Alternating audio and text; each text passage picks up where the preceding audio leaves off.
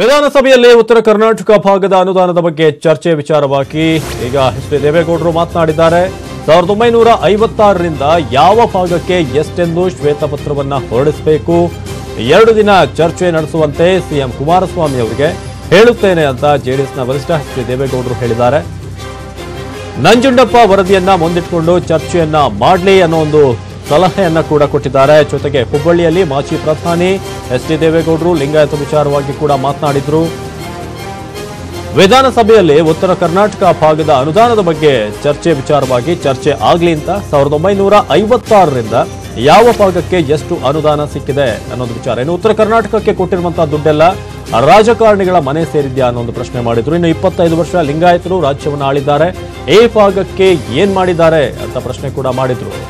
ಎಲ್ಲಾ ವಿಷಯಗಳ ಕುರಿತು ವಿಧಾನಸಭೆಯಲ್ಲಿ ಚರ್ಚೆ ಆಗ್ಲಿ ಅಂತ ಎಚ್ ಡಿ ದೇವೇಗೌಡರು ಹೇಳಿರೋದು. ಕುಮಾರಸ್ವಾಮಿ ನಿದ್ರೆ ಮಾಡ್ತಾ ಇಲ್ಲ, ಹಗಲು ರಾತ್ರಿ ಕೆಲಸ ಮಾಡ್ತಿದ್ದಾರೆ, ಕಷ್ಟಪಡ್ತಿದ್ದಾರೆ. ಸಮ್ಮಿಶ್ರ ಸರ್ಕಾರದಲ್ಲಿ ಸಿಎಂ ಕುಮಾರಸ್ವಾಮಿ ಅವರ ಮೇಲೆ ಒತ್ತಡ ಹೆಚ್ಚಿದೆ.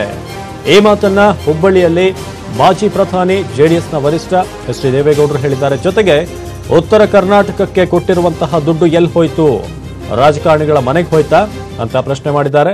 25 ವರ್ಷ ಇಲ್ಲಿ ಲಿಂಗಾಯತರು ಆಳಿದ್ದಾರೆ, ಆದ್ರೆ ಯಾವ ರೀತಿಯಾದಂತಹ ಅಭಿವೃದ್ಧಿ ಆಗಿದೆ ಇಲ್ಲಿ ಅನ್ನೋ ಒಂದು ಪ್ರಶ್ನೆಯನ್ನು ಕೂಡ ದೇವೇಗೌಡರು ಇದೇ ಸಂದರ್ಭದಲ್ಲಿ ಮಾಡಿದ್ದಾರೆ. ಜೊತೆಗೆ ಏನು ಶ್ವೇತಪತ್ರವನ್ನ ಹೊರಡಿಸಲಿ, 1956ರಲ್ಲಿ ಯಾವ ಭಾಗಕ್ಕೆ ಎಷ್ಟೆಷ್ಟು ಅನುದಾನ ಹೋಗಿದೆ, ಅದೆಷ್ಟು ವಿನಿಯೋಗ ಆಗಿದೆ ಅನ್ನೋದ್ರ ಬಗ್ಗೆ ಶ್ವೇತಪತ್ರ ಹೊರಡಿಸಲಿ ಅಂತ ಹೇಳಿದ್ದಾರೆ. ನೇರವಾಗಿ ಬಂದ್ಬಿಡ್ತೀನಿ. ನಿಜಲಿಂಗಪ್ಪನವರು, ವೀರೇಂದ್ರ ಪಾಟೀಲ್ರು, ಬೊಮ್ಮೆಯವರು, ಇವತ್ತು ಮತ್ತೆ ವೀರೇಂದ್ರ ಪಾಟೀಲ್ರು, ಅದಾದ್ಮೇಲೆ ಇವರು ಜಗದೀಶ್ ಶೆಟ್ಟರು, ಯಡಿಯೂರಪ್ಪನವರು, ಇಷ್ಟು ನನ್ನ ಲೆಕ್ಕ ಕೊಡ್ಬಿಡ್ತೀನಿ. 25 ವರ್ಷ ಅವರು ಆಳಿದ್ದಾರೆ. ಒಕ್ಕಲಿಗ ಕೃಷ್ಣ 5 ವರ್ಷ ಇದ್ದ, ನನ್ನ ಮಗ 20 ತಿಂಗಳಿದ್ದ, ನಾನು 1 ವರ್ಷ ಇದ್ದ. ಆಯ್ತಾ? ನಿಮಗೆ ಸಮಾಧಾನ ಆಯ್ತಾ? ನಾವೇನು ಮಾಡಿದ್ವಿ? ಅವರು 25 ವರ್ಷ ಲಿಂಗಾಯತ ಆಡಿದಾರಲ್ಲ ಈ ಭಾಗದಲ್ಲಿ, ಅವ್ರು ಏನೇನು ಮಾಡಿದ್ದಾರೆ?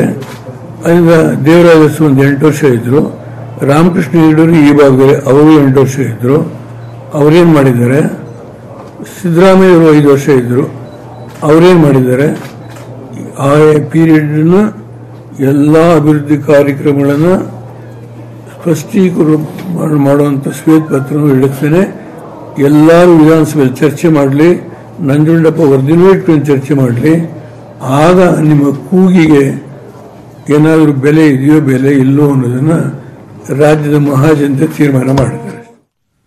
ಸ್ಥಳೀಯ ಸಂಸ್ಥೆ ಲೋಕಸಭಾ ಚುನಾವಣೆಗೆ ಪಕ್ಷದ ಸಂಘಟನೆಗೆ ಒತ್ತು, ಆದರೆ ತೃತೀಯ ರಂಗ ಇನ್ನೂ ಕೂಡ ಅಸ್ತಿತ್ವಕ್ಕೆ ಬಂದಿಲ್ಲ ಅಂತ ಇದೇ ಸಂದರ್ಭದಲ್ಲಿ ಜೆಡಿಎಸ್ನ ವರಿಷ್ಠ ಎಚ್ ಡಿ ದೇವೇಗೌಡರು ಹೇಳಿದರು. ಹುಬ್ಬಳ್ಳಿಯಲ್ಲಿ ಮಾತನಾಡಿದ ಅವರು, ಕುಮಾರಸ್ವಾಮಿ ಪರಮೇಶ್ವರ್ ಪದಗ್ರಹಣದ ವೇಳೆ ಎಲ್ಲ ನಾಯಕರು ಕೂಡ ಬಂದಿದ್ರು, ಆದರೆ ತೃತೀಯ ರಂಗ ಸ್ಪಷ್ಟವಾಗಿ ಹೊರಹೊಮ್ಮಿಲ್ಲ. ಒಂದೊಂದು ರಾಜ್ಯದಲ್ಲಿ ಪ್ರಾದೇಶಿಕ ಪಕ್ಷಗಳ ಬಲ ಹೆಚ್ಚಿದೆ, ಅಲ್ಲದೆ ಕೆಲವು ರಾಜ್ಯಗಳಲ್ಲಿ ರಾಷ್ಟ್ರೀಯ ಪಕ್ಷಗಳು ಮಾತ್ರ ಪ್ರಾಬಲ್ಯವನ್ನ ಹೊಂದಿವೆ. ಅಂತಿಮ ರಾಜಕೀಯ ವ್ಯವಸ್ಥೆ ಬರುವುದು ಲೋಕಸಭಾ ಚುನಾವಣೆ ಹೊಸ್ತಿಲಲ್ಲಿ. ಕೆಲವು ರಾಜ್ಯಗಳಲ್ಲಿ ಹೊಂದಾಣಿಕೆ ಆಗಬಹುದು, ಚುನಾವಣೆ ನಂತರವೂ ಕೂಡ ಹೊಂದಾಣಿಕೆ ನಡೆಯಬಹುದು. ತಮಿಳುನಾಡಿನಲ್ಲಿ 5 ರಿಂದ 6 ಗುಂಪುಗಳಾಗಿದ್ದಾವೆ, ಯಾರ ಶಕ್ತಿ ಎಷ್ಟೆಂದು ಹೇಳೋದು ಕಷ್ಟ ಅಂತ ಹುಬ್ಬಳ್ಳಿಯಲ್ಲಿ ದೇವೇಗೌಡರು ಹೇಳಿದರು.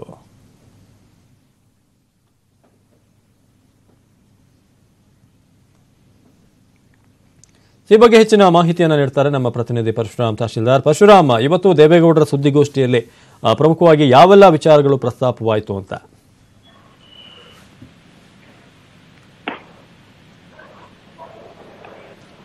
ಪರಶುರಾಮ್, ನನ್ನ ಧ್ವನಿ ಕೇಳ್ತಾ ಇದ್ರೆ ಇವತ್ತಿನ ಸುದ್ದಿಗೋಷ್ಠಿಯಲ್ಲಿ ದೇವೇಗೌಡರು ಪ್ರಮುಖವಾಗಿ ಯಾವೆಲ್ಲ ವಿಚಾರಗಳನ್ನ ಟಚ್ ಮಾಡಿದ್ರು, ಯಾವೆಲ್ಲ ಒಂದು ವಿಚಾರಗಳನ್ನ ಪ್ರಸ್ತಾಪ ಆಯಿತು ಆ ಸಂದರ್ಭದಲ್ಲಿ ಅಂತ? ಅವಿನಾಶ್, ಏನು ಇವತ್ತು ಎಚ್ ಡಿ ದೇವೇಗೌಡರು ಏನು ಒಬ್ಬ ಹಿರೇಮಠ ಅಂತ ಅವರ ಇದ್ದಂತವರು ತೀರ್ಕೊಂಡಿದ್ರು, ಅವರ ಮನೆಗೆ ಭೇಟಿ ಕೊಟ್ಟಿದ್ದಾರೆ ಕಾರ್ಯಕ್ರಮಕ್ಕೆ. ಈ ಸಂದರ್ಭದಲ್ಲಿ ಹುಬ್ಬಳ್ಳಿಯ ಐಬಿಯಲ್ಲಿ ಒಂದು ಪತ್ರಿಕಾಗೋಷ್ಠಿಯನ್ನ ನಡೆಸಿದ್ದಾರೆ. ಪತ್ರಿಕಾಗೋಷ್ಠಿಯಲ್ಲಿ ತೃತೀಯ ರಂಗದ ಕುರಿತು ಕೂಡ ಅವರು ಮಾತನಾಡಿದ್ರು. ತೃತೀಯ ರಂಗ ಇದುವರೆಗೂ ಸ್ಪಷ್ಟವಾಗಿ ಬಂದಿಲ್ಲ, ರಾಹುಲ್ ಗಾಂಧಿ ಅವರ ನಾಯಕತ್ವಕ್ಕೆ ಯಾವುದೇ ತೊಂದರೆ ಇಲ್ಲ ಅನ್ನುವಂತ ಮಾತನ್ನ ಕೂಡ ಹೇಳಿದ್ದಾರೆ. ನಮ್ಮ ಶಕ್ತಿ ನಮಗೆ ಗೊತ್ತು, ಹೀಗಾಗಿ ನಾವು ಪ್ರಧಾನಮಂತ್ರಿಯ ಆಕಾಂಕ್ಷೆ ಅಂತ ನಾನು ಹೇಳಿಕೊಳ್ಳಲ್ಲ ಅನ್ನುವಂತ ಮಾತನ್ನು ಕೂಡ ದೇವೇಗೌಡರು ಸ್ಪಷ್ಟಪಡಿಸಿದ್ರು. ಇನ್ನು ಜೆಡಿಎಸ್ ಬಂದ ನಂತರ ಏನು ಮೈತ್ರಿ ಸರ್ಕಾರದಲ್ಲಿ ಸಚಿವ ಸಂಪುಟ ವಿಸ್ತರಣೆ ಸಂದರ್ಭ ಕೂಡ ಅದಾದ ನಂತರ ಬಜೆಟ್ ನಲ್ಲಿಯೂ ಉತ್ತರ ಕರ್ನಾಟಕಕ್ಕೆ ಸಾಕಷ್ಟು ಅನ್ಯಾಯವಾಗಿದೆ ಅನ್ನುವಂತ ಆರೋಪ ಕೇಳಿ ಬಂದಿದೆ ಅನ್ನುವಂತ ಪ್ರಶ್ನೆಗೆ ಉತ್ತರಿಸಿದಂತ ಅವರು ಈ ಕುರಿತು ಶ್ವೇತಪತ್ರ ಹೊರಡಿಸಬೇಕು, ಮುಂದಿನ ಅಧಿವೇಶನದಲ್ಲಿ 2-3 ದಿನಗಳ ಕಾಲ ವಿಶೇಷವಾಗಿ ಇದೇ ವಿಷಯದಲ್ಲಿ ಚರ್ಚೆ ಆಗಬೇಕು.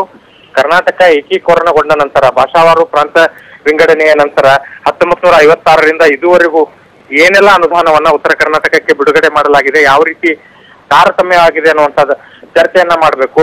ನನ್ನನ್ನ ಗುರಿಯಾಗಿಸಿಕೊಂಡು ಉತ್ತರ ಕರ್ನಾಟಕಕ್ಕೆ ಅನ್ಯಾಯ ಮಾಡಿದ್ದಾರೆ ಅಂತ ಕೆಲವೊಬ್ಬರು ಬಿಂಬಿಸುವಂತ ಪ್ರಯತ್ನವನ್ನ ಮಾಡಿದ್ದಾರೆ. ಆ ಕುರಿತು ಕೂಡ ಚರ್ಚೆ ಮಾಡ್ಲಿಕ್ಕೆ ಹೇಳ್ತೀನಿ. ನಂಜುಂಡಪ್ಪ ವರದಿಯನ್ನ ಮುಂದಿಟ್ಟುಕೊಂಡು ಕೂಡ ಚರ್ಚೆ ನಡೆಯಲಿ. ಈ ಕುರಿತು ಕುಮಾರಸ್ವಾಮಿ ಅವರ ಜೊತೆಗೆ ಮಾತನಾಡ್ತೇನೆ. ಉತ್ತರ ಕರ್ನಾಟಕದಲ್ಲಿ ಏನು ಅನ್ಯಾಯ ಆಗಿದೆ ಅನ್ನುವಂತ ಕೂಗು ಹೇಳ್ತಾ ಇದೆ, ಅದಕ್ಕೆ ಸರಿಯಾದ ಉತ್ತರ ಈ ಶ್ವೇತಪತ್ರದಿಂದಲೇ ಗೊತ್ತಾಗುವ ಹಾಗೆ ಮಾಡ್ತೀನಿ ಅನ್ನುವಂತ ಮಾತನ್ನ ಎಚ್ ಡಿ ದೇವೇಗೌಡರು ಹೇಳಿದ್ರು. ಅವಿನಾಶ್, ಧನ್ಯವಾದ ಮಾಹಿತಿಗಾಗಿ ಪರಶುರಾಮ್.